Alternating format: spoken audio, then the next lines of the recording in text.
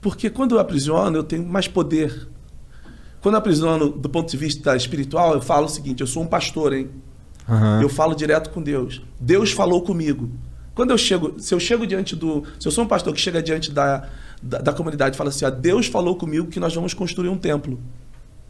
Pô, se Deus falou comigo, que sou o cara que está lá à frente, quem é aquele membro que está ali sentado para dizer que Deus não falou? Então, isso é interessante do ponto de vista do controle. Porque eu uso assim, Deus me deu uma visão de que nós vamos levantar aqui 10 milhões para comprarmos uma rádio. E nós vamos, através dessa rádio, ganhar o Brasil todo para Jesus. Isso é muito mais interessante do que qualquer outra coisa. Então, você tem uma religião que você utiliza como um instrumento de poder. Isso nunca vai acabar. Isso é interessante, isso fascina. Isso não é só interessante... E dá dinheiro. Do ponto de vista... E funciona. E funciona. Isso não é interessante apenas do ponto de vista de quem está controlando. Mas os controlados gostam de saber que Deus falou com o homem de Deus. Deus falou comigo que ele vai nos dar uma rede de TV. Deus falou comigo que tem uma pessoa aqui que vai dar 10 mil reais de dízimo e ela vai receber 2 milhões.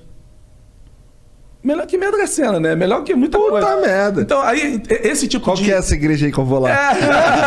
Tem vários endereços aqui em São Paulo, inclusive. Olha só, isso aí é interessante do ponto de vista de quem controla, porque o benefício é muito grande, mas dos controlados também, o fascínio de ver alguém que falou assim, olha, Deus falou. Você já tá... Por várias razões, né? O cara tem uma vida difícil, não sei o quê. A religião já é a muleta dele. E quando, entre aspas, Deus valida essa muleta, aí ele, saiu não precisa questionar. É um sentimento de conforto muito grande que o cara deve sentir. Ele tá ali, eu tô com Deus.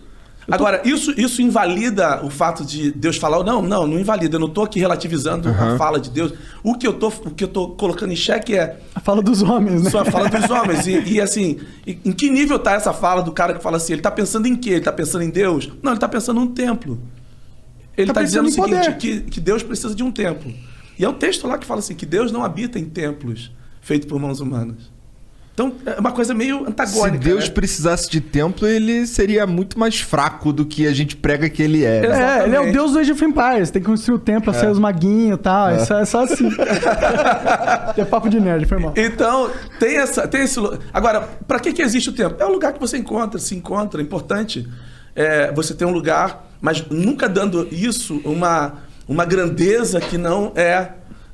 Ou dando identificando esse lugar como lugar do sagrado. É complexo isso, porque nós estamos falando de um cristianismo de 2000 anos, que construiu não só o Templo de Salomão aqui em São Paulo, mas Roma, o Vaticano. A Catedral da Fé também, né? A Catedral da Fé, exatamente. E o Vaticano também é construído com isso. Sim. Em nome de Deus.